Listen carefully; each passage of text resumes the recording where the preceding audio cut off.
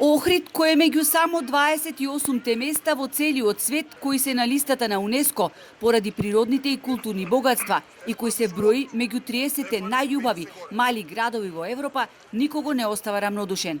Странците кои доаѓаат без речиси никакви предзнаења за нашата туристичка мека, веќе се воодушевени од него до таа мера што се погласно размислуваат да се преселат и остатокот од својот живот да го поминат во тивкиот спокоен Охрид. Никој си нема заминато од овде без добри воодушевувачки впечатоци. Значи секој го сака и ме прашуваат колку изнесува квадратен метар за да купат за во пензија да дојдат овде да се преселат да живеат. Кои се најголеми трошачи, кои не внимаваат колку ќе потрошат? Тие се многу ретки, верувајте, многу се ретки. Ама ги има. Сепак тие се од соседните земји, од српските гости.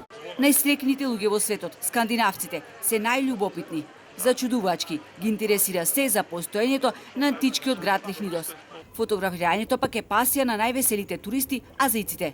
Заедничко на сите им е тоа што сакаат убава традиционална македонска храна и староградска музика, раскажуваат туристичките водичи.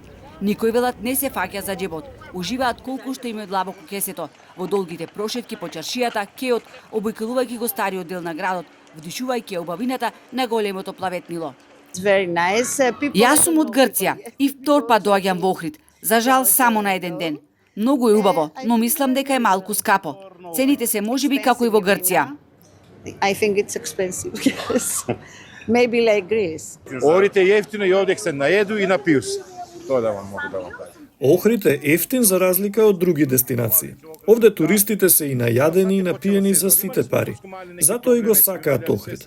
Од овој месец секоја недела ќе имаме тури со турски туристи. Сваки недели имаме тури. I'm from Wales and yeah, it's my first. Доаѓам од Велс и за прв пат се сретнувам со оваа убавина. Ми годи сончевото време, мирното езеро, така што непланирано ќе останам 4 дена. Првомајски празникот го раздвижи нашиот најголем туристички центар, донесувајќи гости од целиот свет. Туристичките работници веруваат дека деновиве се само најава за долго и берикетно лето со целосна исполнетост на капацитетите. Цените не мислам дека се повисоки од лани и цените мислам дека се приступачни. Мислам дека имаме малку хотели. Колку и многу хотели да се изградат, значи ево еден повик до владата да организира да може да се изградат хотели. Секој пат сите би биле полни, само да знаете. Празничниот ден, исполнет со многу сонце и добро расположение, ги наполни терасите и кафурињата. Секој наоѓа забава за себе, која во Охрид и тоа како ја има.